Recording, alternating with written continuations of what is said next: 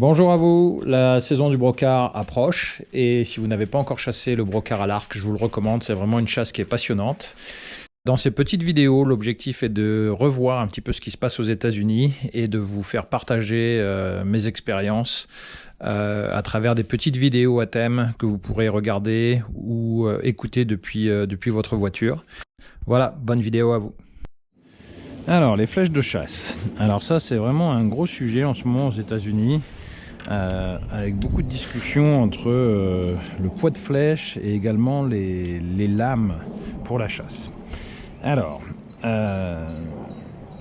pendant très longtemps, ce qui était le plus important pour les archers américains, c'était la vitesse. C'est encore très important pour beaucoup de personnes d'avoir une flèche qui va vite. Donc globalement, plus la flèche est légère, plus elle va vite. L'avantage d'avoir une flèche qui est rapide, c'est que globalement, entre mon point à 25 yards et mon point à 30 yards, c'est potentiellement la même chose parce que j'ai quasiment aucune variation. Je vais tirer à 1 ou 2 cm près à 25 ou 30 yards. Plus ma flèche est lente, plus je vais avoir un arc et plus ma distance d'impact à différentes distances de tir va être importante. Donc je vais perdre en précision. Donc c'est pour cette raison notamment que pendant très longtemps il fallait avoir des flèches qui étaient très rapides. Donc on a eu des flèches avec des petits diamètres, des flèches qui vont vite. Depuis 2-3 ans maintenant, enfin c'est peut-être plus vieux que ça, mais ça fait vraiment débat depuis 2-3 ans, il y a une grosse discussion autour des flèches pour qu'elles soient plus lourdes. Alors le désavantage des flèches qui sont lourdes, c'est que globalement je vais avoir un plus grand arc quand ma flèche va partir et du coup mes points vont être plus espacés. Donc si je prends l'exemple de mon arc là, quand je tirais ce genre de flèche, globalement mon point là va être réglé à, je vais dire, 15 yards et après tous les 10 yards. Donc 15, 25, 35, 45, 55, potentiellement je vais avoir cette distance là. Maintenant que je tire une flèche plus lourde, il va falloir que je rapproche mes points entre eux pour pouvoir garder de la précision. Donc au lieu d'aller de 10 en 10 comme j'allais avant, maintenant je vais de 5 en 5. D'ailleurs quand je m'entraîne là-bas, quand je vais tirer, quand je m'entraîne souvent je tire à 30 yards, ça fait 28 mètres à peu près. Quand je vais tirer à 28 mètres avec ma flèche lourde, je vais tirer ma pointe du milieu, qui est la pointe réglée à 30 yards pour cette flèche là.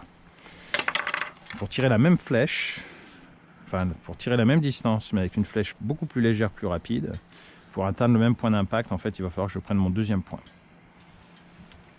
Si je prends mon point rouge, je vais tirer au-dessus en cible probablement entre 5 et 10 cm au-dessus. Donc il y a vraiment une vraie différence. Alors pourquoi des flèches plus lourdes?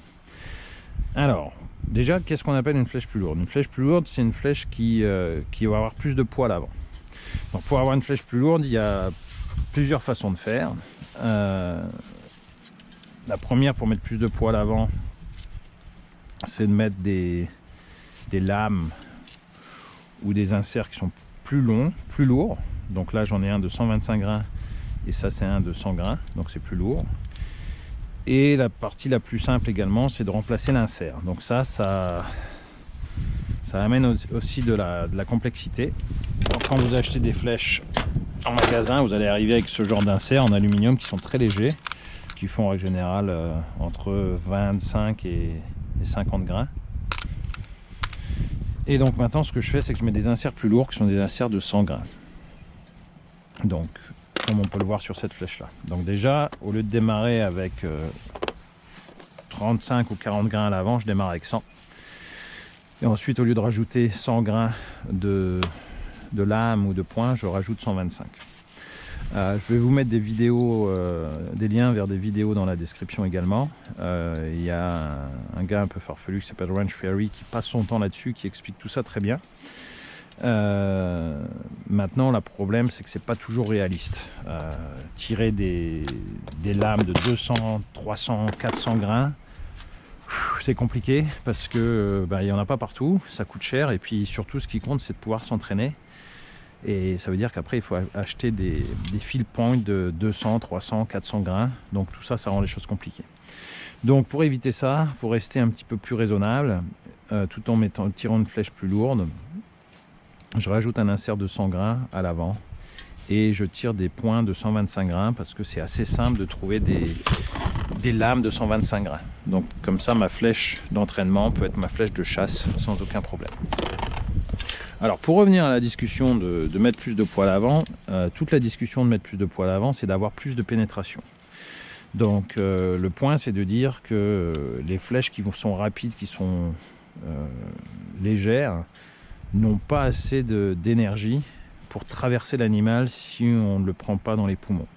Donc si on tape dans un os, dans une épaule, une flèche plus légère va avoir tendance à ne pas pénétrer et du coup l'animal va partir potentiellement blessé. Il va pouvoir s'en remettre ou pas s'en remettre. Alors qu'avec une flèche plus lourde, on va traverser l'épaule, même si on tape dans l'os, et permettre de tuer l'animal rapidement. D'autant plus que l'os de l'épaule est quand même là pour protéger les organes vitaux. Donc pouvoir tirer à travers l'os de l'épaule permet d'avoir une bonne efficacité au niveau du tir. Donc en rajoutant du poids à l'avant, on change le centre de gravité de la flèche et on lui donne une énergie supplémentaire pendant l'impact pour traverser l'animal. Donc ça, c'est vraiment un gros débat du moment. L'autre avantage de tirer des flèches plus lourdes, c'est qu'en fait c'est plus silencieux. Donc ça fait beaucoup moins de bruit quand on tire une flèche plus lourde. Donc potentiellement, si le bruit de la flèche est un problème, tirer une flèche plus lourde peut également rendre des services. Donc ça, c'est vraiment un point important aujourd'hui dans la chasse aux US. Il y a beaucoup de débats. Il y a des gens aussi qui vont chasser en Afrique qui tirent des flèches de 1000 grains de poids total. Bon voilà, pour rester raisonnable, une flèche comme ça, c'est une flèche qui va peser à peu près 380-400 grains.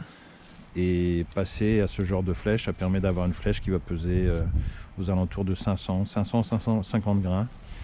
Et pour moi, c'est un bon compromis pour chasser le cerf de Virginie, le chevreuil, le sanglier.